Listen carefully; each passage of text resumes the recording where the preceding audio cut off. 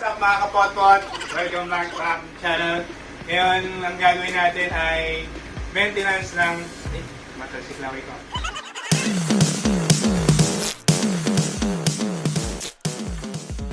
Sisimulan na natin ng simpleng mga bagay lamang. Dapat safety first.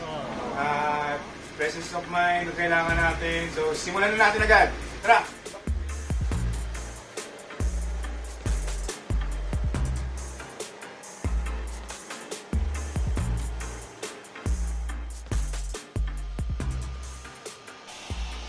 So guys, hello again.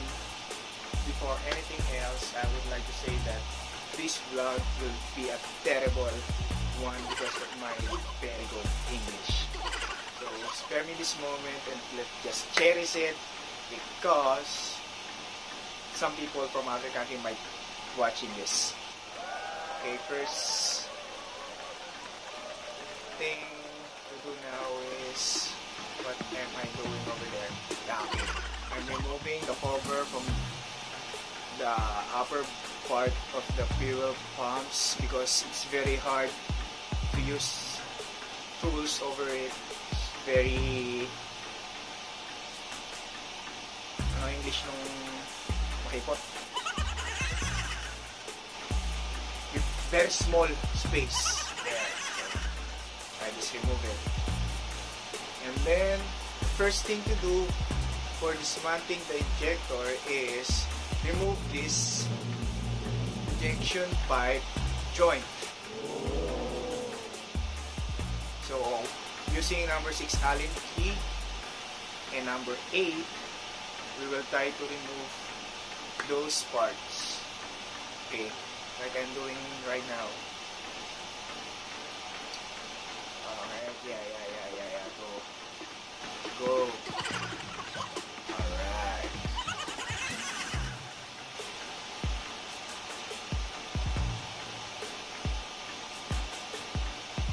I'm doing a great job over there.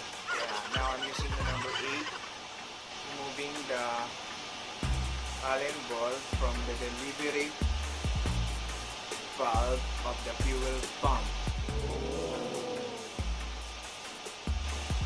It's only 2 Allen bolts, 2 number 8 and 2 number 6. The number 8 is from delivery valve, and the number 6 is to the flange that connects the injection pipe. So that's the injection pipe joint. Okay, next one is using number 32 wrench. We will try to loosen up the injection pipe. There. Hello, sir. He doesn't know that I'm vlogging this one.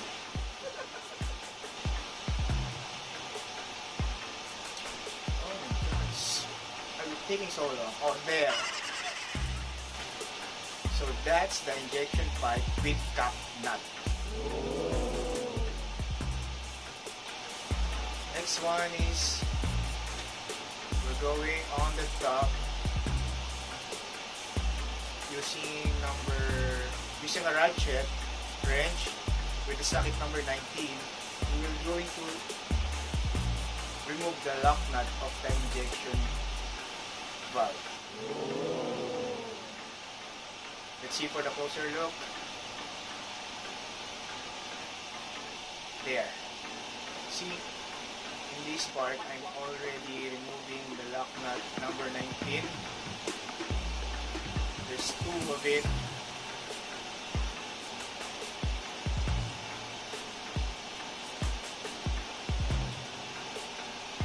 There. And that one, the thing that I'm removing now is the stand for the cylinder head cover. And that, guys, is the special tool for pulling the injection valve or fuel injector. As you can see, I'm using a number 19 wrench box and combination to try to pull the injector. There. So guys, that's the fuel injection valve or fuel injector. On the next, so there, now we're already removed the old injector. We are now going to the second phase wherein we're going to clean the cylinder where the fuel injector was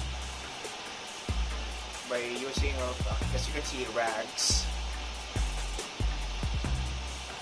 Because there are some carbons inside that needs to be removed. Oh my god, my nose are bleeding! Anyway, back to the topic. While cleaning, my other colleague, Sir Paulo, over there is preparing the calibrated new fuel injection valve. Okay, there's the new ones. I'm going to place it now. Remember that there one side of the injection valve that has a hole that must be on the side where the fuel injection pipe is going to be placed. Put the lock nut of the injection pipe, but take note, do not tighten it yet. Not until the injection pipe with cap nut is already intact with the fuel injector. Wow, straight English, my god! So when the fuel injection pipe is already tight, you can now tighten the upper part of the injector where the lock nut number 19 is, or the lock nut which is number 19.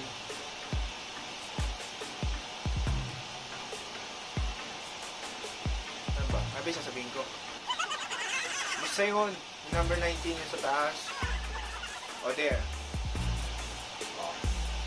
Now the fuel injection pipe and the injector are now connected, and the injector lock nut is already tight.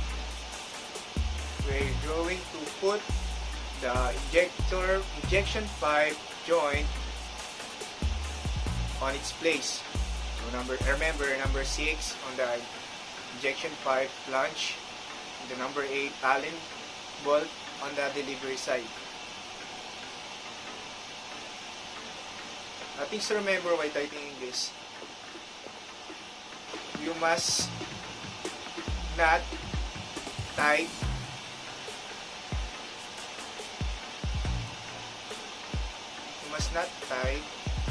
one side right away, because the joint might get leaked. So the technique here is to try to fasten a little by little every bolt so that it is equally divided chains. Oh my god. So tight, cross-sectional. Oh my god. Where did it come from?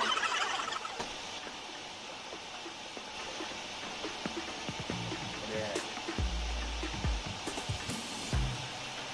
As you can see, one at a time. Not basta, you already got me.